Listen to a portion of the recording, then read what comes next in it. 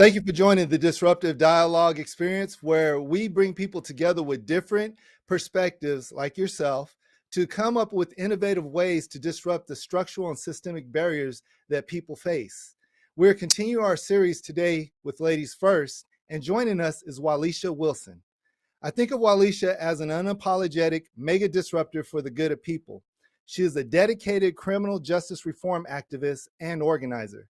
She supports efforts that address disability justice, ending solitary confinement and mass incarceration, voter disenfranchisement, ending stigmas associated with having a criminal record, and eliminating the unjust barriers to reentry. Her passion stems from her own personal struggles with reentry and is the reason why she founded New Life Second Chance Outreach Incorporated. It's a nonprofit organization that addresses the lack of direct employment services, specifically for those with criminal convictions, and offers workshops on subjects that will help them move into self-sufficiency, which includes job readiness, budgeting, credit education, banking, and entrepreneurship. She is a member of many organizations that include the National Council for Incarcerated and Formerly Incarcerated Women and Girls, the National Incarceration Association, All of Us or None, Just Leadership USA, Family Equality Council National Network of LGBTQ families, and many others.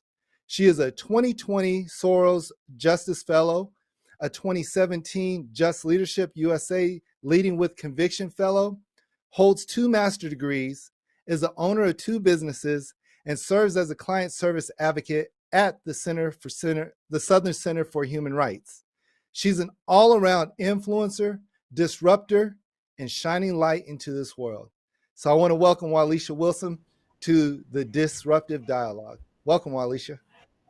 Hi, Thomas. Thank you for having me. And I wanted to add one thing to that list, and I can't forget it because that's where I'm at right now. I am currently a 2022 Represent Justice Ambassador, and we're actually on location filming here in the lovely, beautiful Bel Air overlooking the Hollywood Hills, learning how to tell our stories and be storytellers through creative art.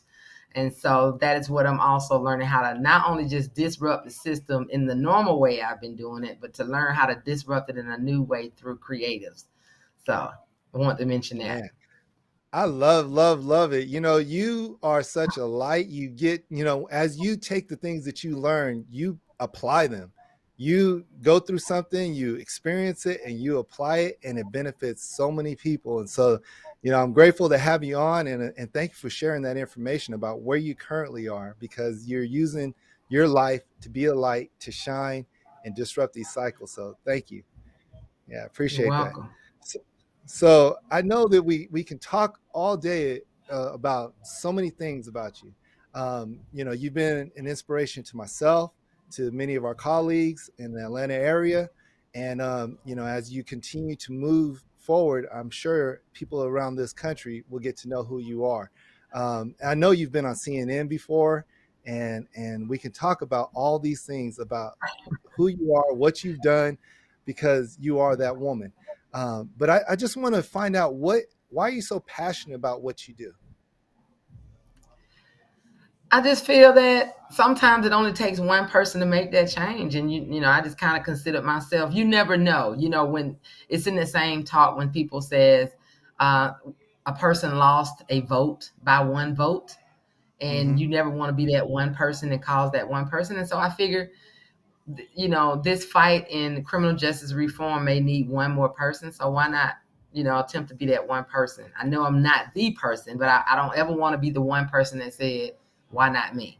So, and I didn't want to forget, where a lot of folks say when you get rich and wealthy, you forget where you come from. I'm not at that point, but I don't want to forget where I went, and I don't want to forget the women that are behind, as well as the men who are going through the same thing. So that is my goal, to make things better for our communities. You want to share with the listeners about where you've been and the women that are behind and the men being left behind. You want to share with us what that means? Yeah, I started this work. Prior to this, I wasn't in, criminal justice reform. I was a professional. working in a nonprofit space where I was doing direct services, helping individuals who were developmentally disabled. But it wasn't until I ended up going to prison in 2010, and I was incarcerated for 11 months, that even inside is where the leader in me was born. I've always been the one who kind of looked out for people who were too small or got bullied, but I think my leadership maximized when I was incarcerated. And that came out of seeing how people were being treated wrong. Women were, I was in solitary confinement a lot of time, and it wasn't because I was bad, which is what most people consider solitary confinement to be, something that's punitive and to punish people. People are thrown in solitary confinement simply because they're disabled or they're mentally ill, as a way that I don't want to be bothered with this person, just throw them in solitary confinement, which is very cruel. It's emotionally tolling. And someone, for me, I didn't go into prison with a mental illness, but I came out, and that caused a lot of extreme trauma. And so during that time, I saw a lot of abuse, not just from the incarcerated people abusing each other, but most of the abuse came from the people who are entrusted to take care of folks who are incarcerated, the guards and the Yeah. warden and the staff. And Hmm. so in that, I saw a lot of women who were denied phone calls if they wouldn't give sexual favors to the officers. I saw a lot of drugs that were coming in that the officers were bringing in. I would see that if someone refused to work, they would be placed and punished and put in solitary confinement. Just all kinds of stuff that if we did it as incarcerated people, we would get a DM or some type of thing because we had a disciplinary note or something. We would consider it be wrong, but for them, it was no problem. And so, I saw a lot of laws being broken. And at that time, I'm still disabled, but I was really disabled. I was 650 pounds. I was on a walker and wasn't Wow. physically able to work. But I saw a lot of laws being broken for people who were disabled, folks who maybe were hearing impaired, people who had not even just disabilities, people who had different meal preferences due to their religions. These Hmm. things were not being respected and inside. So I became a nuisance and a thorn in a lot of the officers' side because I would basically check them. Hey, that's against the Americans with Disabilities Act. You can't do this, or this person put in a medical list and they've been waiting 5 months, 5 days, and they could be having a heart attack or stroke. So I really got on a lot of their nerves. And I've heard a lot of people say that when they leave jail, the guards will say, well, we'll see you back soon. Well, with me, they were like, good luck, Wilson. Have a good time. Don't come back. They were not ready for me to come back because I kept them on their toes. And that kind of was when I left. I was like, I don't want to forget the women who are inside. And I want to do Yeah. what I can to help folks know what's going on inside of the system and what needs to change. That's a really powerful story. A lot of times people don't realize that any time incarcerated is a traumatic experience. Some people Yes. will be like, well, you only did 11 months. No, the first day trauma begins. And as you Yes. mentioned, you had a disability, and I'm sure by having the disability, they really didn't know how to care for you the way that you needed to. Mm-mm. So, talk about a little bit of the traumas that you went through during that time and how you had to overcome those traumas, and what did you use to overcome trauma? I think with a lot of just a few note of the traumas that, and with anybody who would say, "Oh, you did 11 months," or "I did 20," one day is too much. One Too much. person, one day in jail can actually cause an individual to not only lose their job, they could lose their house. Sometimes folks are falsely arrested, and their pictures are splattered across the news. They're splattered in these little joint magazines that tell you who's been arrested. Those are things that you can't get back. So sometimes Mhm. one day is enough to impact a person's life. And felonies are generally forever. So if you get Mhm. in a situation where you got to serve even a day in jail, it can cost you your livelihood. And so some of the traumas in there, particularly for me as a woman, like I said, I was 650 pounds. I had been, as a child, I had been molested, I had been raped, and I had a lot of trauma that was caused to me by men. And Mhm. so, as a woman who's entering a women's facility, I was not expecting to see male guards, and this was part of the ignorance that I did not know. I personally do not feel that men should be in women's facilities, just like women should not be in men's facilities. And particularly when you are in a space where you're getting into prison, even with the admission, part of that process is to be strip searched. And you're Right. strip searched by men.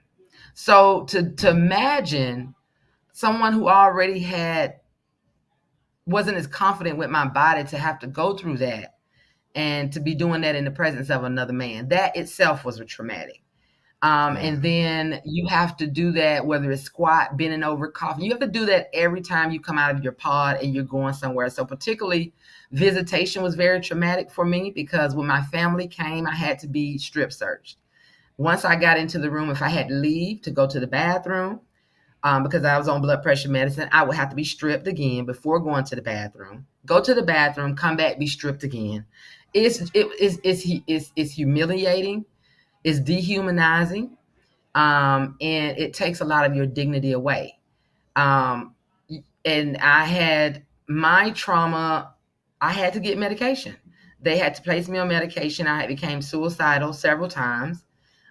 It was just really not a good space for me. So a lot of the time I was medicated to kind of sleep my time away. And I think a lot of folks coped with that. But some of the other traumas there, like I said, solitary confinement in itself is trauma because you get to come out for an hour in a 24-hour period. And depending on whether the guards like you or you're on their good list for the day, you may get your hour and sometimes you may not. Whether you take a shower depends on how they feel they want to do their job. There are folks who sit in solitary confinement for weeks and don't take showers. There are women who are placed in solitary confinement who complain of cramping or going into labor, who have been denied access and who have had miscarriages. And you're sleeping on this hard floor. Sometimes you're not even given a bed or a mat. And you have a toilet there. Sometimes you don't have tissue. It's just dehumanizing in a way. And women have very specific needs to men. I think personally, if I decided to take in a child from the foster care system, or even if I adopted an animal, these are things that you should not do if you're not prepared to take care of them in a proper and effective way. And Yes. this is the same thing that goes for the criminal justice system. If you're not willing, because people go to prison does not mean you get to treat them any kind of way. If you're not prepared to take care of people's needs, you cannot deny them. There are people in prison who are diabetic, who will refuse their insulin. I mean, these are things that you can die from. You get Right. folks who go to prison every day who have cancer. They're denied their chemo. There are people who are denied dialysis. Individuals who were trans before going in, who take maybe hormone therapy, are denied that treatment. So it is basically, to me, going to prison is a death sentence because in this day and age, you could literally go to prison, really be sentenced for a year for something simple as, stealing the radio out of a car, and you literally can get, die in prison and you're being sentenced to death. And that's not even talking about the COVID epidemic where we're not being taken care of. We're not Right. being able to properly social distance and not given opportunity. So through my trauma, I was medicated. And like you said, prison itself is traumatic. And when you come out of prison, it's to me like going to war. There is such a thing as having PTSD, which is the post-incarceration syndrome. PICS is very Yes. real for individuals who have gone to prison. And it should be recognized and acknowledged that the same way children are given counseling when their parents go to battle or go overseas, our children should also be given counseling when their moms and their dads are taken away from them and placed in Absolutely. incarceration. Yeah. So I hope that I answered have your to. question. I talked No, over a you're little bit, but I good. hope. Some of the things that we talk about, I talk about a lot with my classes and everything that I do when I help people transition and navigate this new system of life that they want to live, is that your dignity has to be restored. Because the moment you're arrested, your dignity starts to be stripped. And people don't realize how traumatic the experience is of having to undress yourself in front of a stranger and do all these motions in front of this stranger. Otherwise, you're going to face additional challenges and problems, a beat down or whatever it may be. Yes. And so you conform to this system. And I ask everybody, would you ever do this on the streets? If someone walked up to you and told you to do this, would you ever do these kind of motions? And the answer is no. And so we have to recognize that the system is meant to strip you of your dignity day one. Mm-hmm. And we can't look at, that you've done X amount of time. And that's why, you're a certain way. No, you do one day incarcerated. It's enough to damage you for life. The fear of It being is. incarcerated, the fear of having your life in someone else's hands and them having to provide the primary care for how you're going to live while you're with them. That's a traumatic Yes. experience in itself. So, um, you know, when you talked about the things that you saw from the guards, the things that come into prisons don't come from prisoners themselves. They got to get in there Mm-mm. somehow. And I know, to Mm-hmm. me, my experience tells me that prison's another little city, and you have a lot of different politics going on and different other things going on. So, with speak to that, like how you understand how corrupt these systems can be inside, and how that can add to you're fueling your fire to do something about it, or even the traumas that you experience while you're in there, thinking that this person's supposed to protect you, but now here they are, not really Yeah. looking out for your good, but taking Yeah. advantage of vulnerable people. It is, and it's the same thing. I liken it to the situations that we have with law enforcement. A lot of folks say, if you're guilty, you wouldn't run. That is a lie. Mm, Because just like you said, a lot of people know that if I get locked up, I might not come home. So they mm-hmm, rather take their chance in running, and it's sort of the same thing. You take a chance when you're stopped by the police simply because you're black, that you might not make it home. And it's the same thing that when you go to jail. And a lot of the corruption is inside. And a lot of the places which really triggers me a lot of time, really gets me heated up, when you have these entities in place, such as police officers and sheriff departments and public city halls, who else, teaching. A lot of these fields that say you automatically, there's no need to even apply if you got a felony because you're such a liability. The medical field, we won't hire you if you got a felony. You can't be a nurse, you can't be a police officer, you can't be a teacher. But everything you see in the news of women getting raped, they're being raped by law enforcement officers who are making them have sex in the back of the cars before they take them to jail. How many times you've seen in mm-hmm, the news where some sheriff then molested a child, or you've seen in the news where a teacher has molested a child, or you've seen someone who's in the bank who has embezzled $3 million. All of these people got those jobs, did not have records. So it's a matter right, of they just didn't get caught yet. So having a felony is no more of a liability than the people who don't have a record, because the folks who are really doing the crime are the folks who don't have a record. They've just learned to. You could be two ways if you have a child who gets in trouble. They have two options, and once you punish them the first time, they have an option to decide that they're not going to do it again because they learned their lesson, or they're going to have the option to say, I'm going to learn how to get around this and still be sneaky without getting caught. And so mm-hmm, when you have these places like this, these politics, and in the prison system is one of those places. And if you want to really know my opinion, I think personally, just like when you go to an addictions treatment center, almost 90%, if not 100% of the staff are people who have dealt or who are in recovery. That is because a lot of people, you're influenced, or is a little bit more better when you're being mentored and shaped by individuals who've gone through what you've gone through and who've now come out on the other side successful. The prison mm-hmm, system should be the exact same way. When we get out of prison, if we're still on paper, we can't go back into the prison. That is a mistake. We should be the ones who are able to go back into the prison. We should be able to right, ones to be able to go back in the darkness, to be able to say there is hope on the other side of the light. Corrections officers should be people who are formerly incarcerated. The prison counselors should be people who are formerly incarcerated, as well as the warden and the chaplain. All those individuals should be formerly incarcerated who are now who now are redeemed and doing what they're supposed to be doing. But you know what, Thomas? That would be too much like right. That means it would be too many people who will be successful at Right. doing good, getting out, and never coming back. And we all know that this is a capitalist society where the prison system is a business.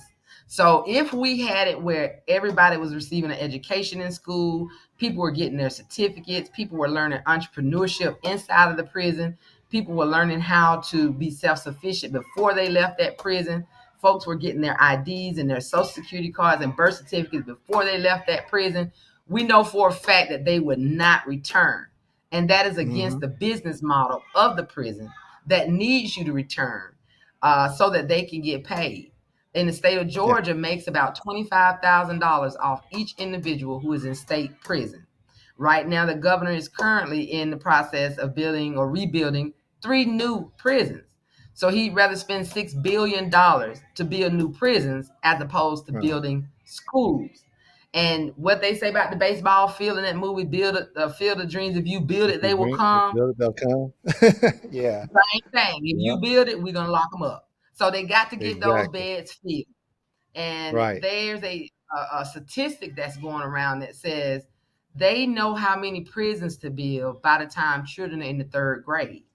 And so Hmm. they're able to assess. So basically, the school system right now, in my personal opinion, is not prepping our children and educating them to be successful. They're basically Right. prepping our children to enter into the prison system. And so it's just part of my goal to understand and let folks know that this is a capitalistic system. I mean, and you can't get any more greedy and more capitalistic than slavery. Almost every state in this country still practices slavery. And a lot of Right. folks need to understand that the 13th Amendment did not end slavery. There is a clause in the 13th Amendment that says slavery is illegal. But hold up, wait a minute, back it up. It's only legal. It's only illegal. It's Illegal. illegal, but it's legal if punished by if um if punishable by a crime.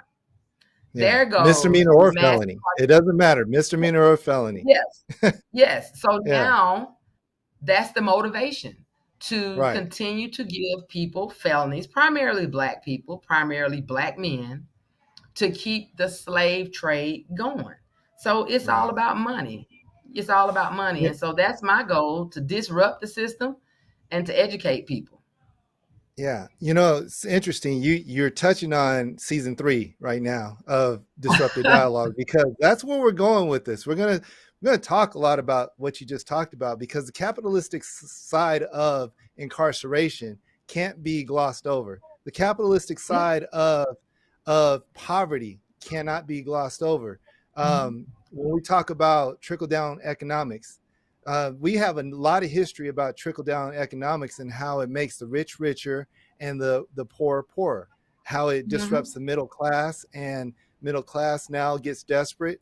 But you know, when we have a country that's founded on slavery that incarcerates the most people in the world, we have to pay attention to some of these things. We can't just be like, uh, you know, we can't go back to all this history. You know, that stuff is past. No, that stuff is still now. A lot of times Yeah. people want to dismiss the history of this country and how we got here. And again, we have to do our part in overcoming a lot of these systemic and structural barriers. We have to begin to teach one another on how to overcome these challenges and to be able to move forward. A lot of times, the education that we received is not sufficient enough to navigate this system that's willing to incarcerate you for the rest of your life for petty crimes. Not saying that crime isn't a bad thing, that you shouldn't be punished for your crime. It's not what I'm saying. What I am saying is there's a rhyme and a reason behind the way things are, and it doesn't start Yeah. with us. And that's what I'm Yeah. saying. And I think So part of the problem too is we keep talking about punishment, but I think the way people see things now, it's not about, I think a lot of it is punishment driven, but I think a lot of these things are being made on is our disgust with what people do. We make laws because we're disgusted with same-sex marriage. We make laws because we're disgusted with women wanting to get abortions. We make laws because we're disgusted with seeing mixed race marriages. We make laws based on our own personal disgust as opposed to what's really common sense. When you send someone to jail, it should be to hold them accountable and also to make the city safe. But sending somebody to jail because they simply could not pay a fine or fee, how is that? It's going away from what your intentional goal is, to keep the community safe. How did James going to jail because he couldn't come up with $150 a month making me any less safe? It's not. It is to make your pockets fatter and to get another Black person off the system, into your prison. So I think a lot of it is not about, community safety. It's about punishment. It's about our own personal disgust and our own personal feelings with things and the way people do things. We have to understand poverty is going to be a driver for a lot of stuff. And until you can address the root causes of why people commit crime, that's going to always be an issue. But you can't punish people because they're poor. Just like the bail system. You're punished because you're poor. If you don't have money, you stay in. If you got money, you get out. But the person who got money and got out is actually more of a threat than the poor person. But you let the person who's more of a threat, you let them out simply because they can afford it. So it's not about keeping communities safe anymore. It's about what's going to put money in somebody's pocket. And as long as you have a system that's being ran where it's greed driven, it's never going to be one that people can expect. Locking people up is not going to make communities safer. The death penalty is not going to make communities safer. That's just basically costing taxpayer $80 billion a year to do things that should be done in other more humane and restorative ways, such as treatment, alternative sentencing. Sending a child 15-year-old child to prison for life. What is that going to do? He's gone to prison at 15 and now he's gotten out at 45, and you expect him to do what? You expect him to get out and fend for himself. He wasn't even able to be a child. Now he's gotten to be a hardened man, being taught by other hardened men, and you're getting out and you're upset because now he's a hardened man who's been released. You can't do that. You can't expect good fresh water to flow from a salty tank. And that's what they're expecting to do. Well, you said it, it'd be too much like right if they were thinking this way. And, when we think about the narrative of this country and how they control the narrative, the fears, the drug wars, the everything, and controlling the fears of the people, that's what justifies a lot of their, excess, prison industrial complex is what I want to say. But, one of the things we're definitely going to touch on this. And when we touch on it, I'm going to invite you back. Hopefully you have the time for that. And also, we'll talk about a lot of the different solutions in our final episode, our grand finales of Ladies First. And so hopefully you come back for that also. And that's going to come up here in a couple weeks. One of the things I want to just touch on before we come to the end of our show is you have a great perspective on what the system and structural barriers are driving toward our people. And now you've literally immersed yourself into solutions, and you have plenty of solutions. And so I want you to just talk about a couple of the reasons why you went from where you're at. You did your 11 months, but you came out and you didn't just say that's behind me. You said, you know what? This is my purpose. I'm dedicating my life to this. I'm putting myself in harm's way. I am literally going to pay out of my own pocket to do things. I'm going to do, I cannot undo and unsee what I've already seen. And now my eyes are open. So talk about some of the driving factors of once you got out and some of the solutions you've come up with. I think, like I said, one of the driving factors was when I got out, I just saw that, everybody was talking about crime is so high. We're feeling unsafe. But then I would go places and somebody would come in and ask for an application and say, hey, I got a felony. Would you hire me? And you would say no. So one of the things I hate is for people to complain and not do something about it. And I think as a business owner, if you're complaining about it and you're not willing to give an individual a second chance, then shut up. You're part of the problem. Um, Right. I think I think people are naturally good. Folks want to do better, but they can only do better when they're given opportunities. People have served their time. Prison is the punishment. People have served their time. And being going to prison should not sentence you to another life sentence on the outside of poverty and homelessness and unemployment because you have a felony record. And so one of the problems that I saw was that there's a lot of talent behind bars, man. And I think businesses are really missing out on it. When these folks get out and to go and see them and they've got all these skills, I'm talking about master carpenters and barbers. I'm talking about people who can really bring some real asset and bring some real value and weight to your business, and you're turning them down simply for something they did. And some folks cannot get a job for stuff they did 30 years ago. Right. How would you feel if you were 12 or 13 and you had a baby when you was 12 or 13, and here it is 30 years later and people still talking about what you did as a child? And so I said, I'm one of those type people. I don't like to have a meeting about a meeting about a meeting. I'm about some solutions. And I just said, hey, if not who, then me. Who is not going to be me, then who? So the money that I did have saved up once I got out, despite I couldn't get a hold to it right then and there. So I bounced couch to couch. I have been homeless and unsheltered at some point. But during that time is when I actually started my nonprofit using some of my savings that I had. And I had a bachelor's degree, was working on my master's degree, and could not get a job because of a felony. Nobody had they don't even let you get past the door to even ask you the circumstances of your felony. And it was just really frustrating. And so I was seeing folks get released from prison. They don't have any money. You're supposed to give you $25. Some folks don't even get that. And I'm still waiting on my $25 from the Department of Corrections here in Georgia. But they give you $25 on a bus ticket and send you home and drop you off and say, okay, now go be good. Don't break no new laws and be successful. But they haven't educated you at all. And I think a lot of part of that too is not just the system's responsibility, it's our responsibility. If you're serving a lot of time like that, it's your responsibility to take every free class you can take while you're in there. Don't just sit and use your time. Don't let your time use you. You need to spend your time wisely, educating yourself. But one of the biggest challenges was getting out here seeing people denying folks jobs based on their record, or a person having a job, making the adequate income, and you're denying them for housing because of something they did 20 years ago. So I wanted to be proactive, and I wanted to call employers and find out who does hire people with criminal records, and those who do, we want to support you by spending our money with you. I'm very intentional. And one of my solutions was I'm very intentional where I spend my money. Now, there are a lot of places I try to spend Black owned, but I also try to spend formerly incarcerated owned business, and I try to support businesses who hire my people who are formerly incarcerated.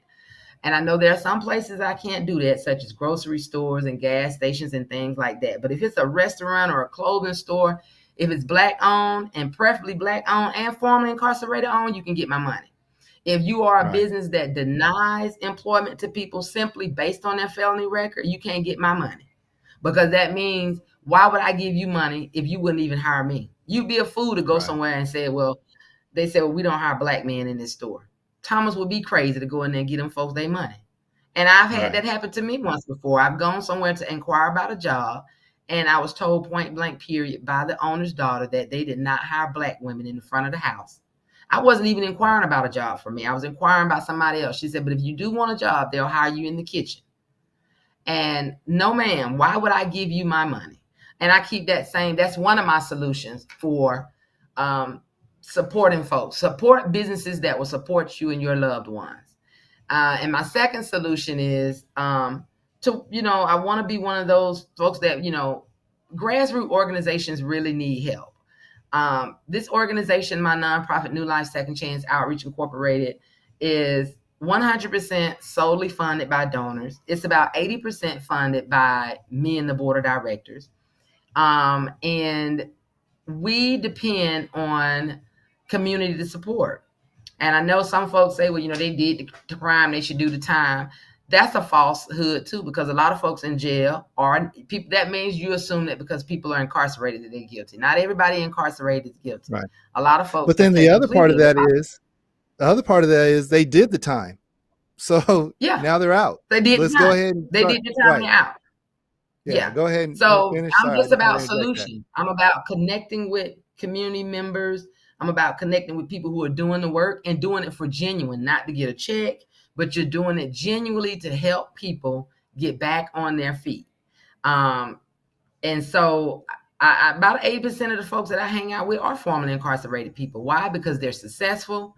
They're positive figures that I need to have in my life, who I need to have in my circle. And I believe that when you are in a situation, you need to change your people, your places, and your things. So after I got out of prison, I left the place that I Mhm. got incarcerated at. And so I wanted to change my place. And I changed the people I hang around, and I changed the things that I started doing. It's gotten me in a little bit more trouble and made me a little bit of a target because of the work that I do. But it's all well worth it, because that means if they're stopping you just to be stopping you because of the stuff that you're doing in your community, that means you're doing something right. So Right. I'm willing to, deal with the inconvenience of getting stopped by a police officer every now and then, or being Mhm. denied access to come somewhere. And so I really believe that the route to becoming self-sufficient is equipping people with the experience that they need. A lot of times when Mhm. you do better, you know better. Some people don't know how to complete a job application. Some people have never had a job. Right. Some folks don't know interviewing skills, not to chew gum or answer your phone during an interview, or not bringing your children to an interview. So a lot of the things that people are doing wrong, instead of someone telling them that, they're allowing them to continue to keep doing the wrong way. And we want to let you know what's right. You're looking for a job, you need to check your social media pages. Employers have social media pages. They don't want to see all that nasty talking on your page. They don't want to see that you party every Tuesday night up until 6 o'clock in the morning, because they know on Wednesday you're gonna call out. So Right. these are just things we try to equip people when they put in applications, and it's like, what am I doing wrong, Miss Wilson? Well, let me tell you what you're doing wrong. Oh, you sold drugs for 20 years and you've never had a job, and they're telling you that you don't have a resume. That's a lie. You do have a resume. We can get Yeah. you a one-page resume. And in that resume, we're going to show that you had experiences doing quality control. You had experience in Mhm. inventory. You had Right. experience in running a staff. Yep. You just might have did it in a legal way, but you have skills that you can now use in a positive way.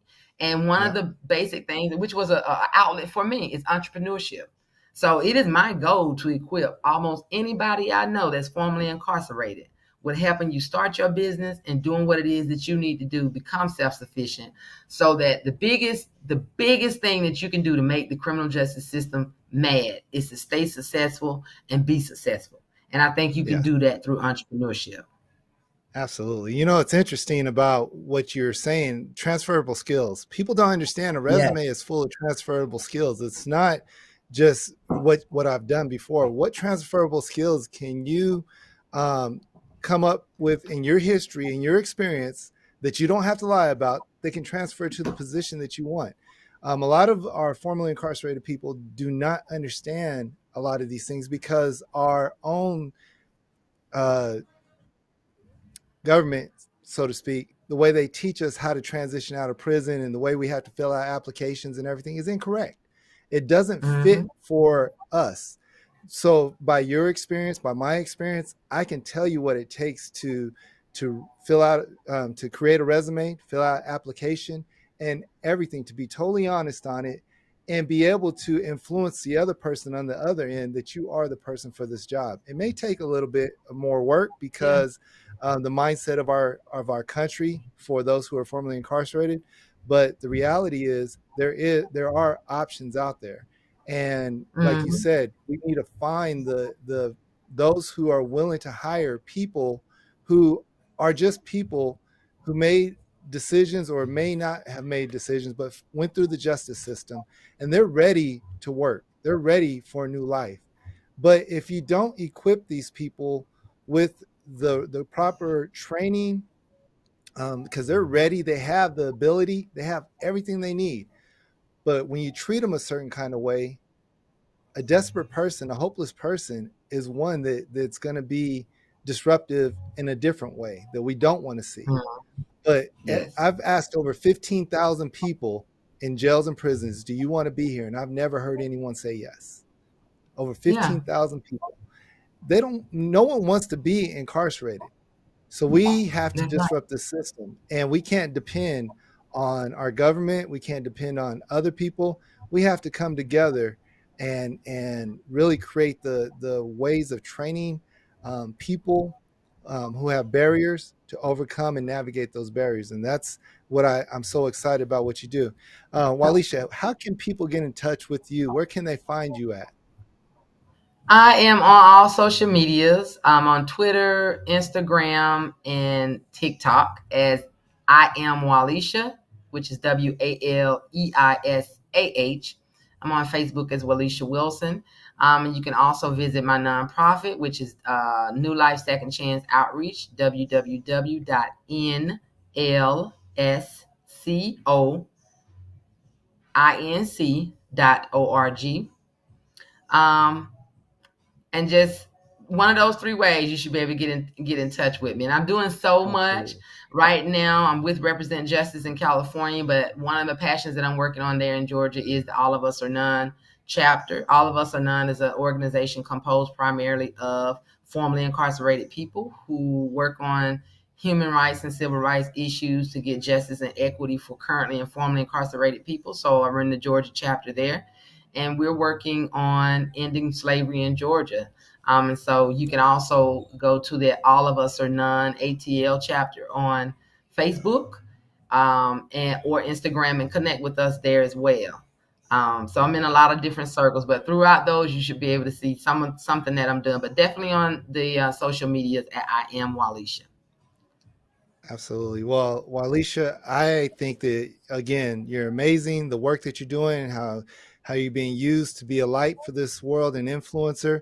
And again, New Life Second Chance Outreach Incorporated is an amazing organization. You come with so many resources, direct resources for those who've been formerly incarcerated, so that they're not guessing whether or not this organization or company will hire a formerly incarcerated person, but you bring it directly to us. And so thank you for all that you do, for being a part of this podcast today.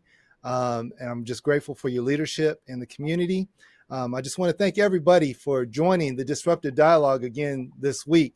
We're here every week, and looking forward to just everybody joining in. Your feedback, write in the comment, like and follow us on our social media, and we will get those links out to you in many different ways. And so we're grateful for our viewership, and help us to grow, share these great talks, this podcast, share it with your network. And we thank you again.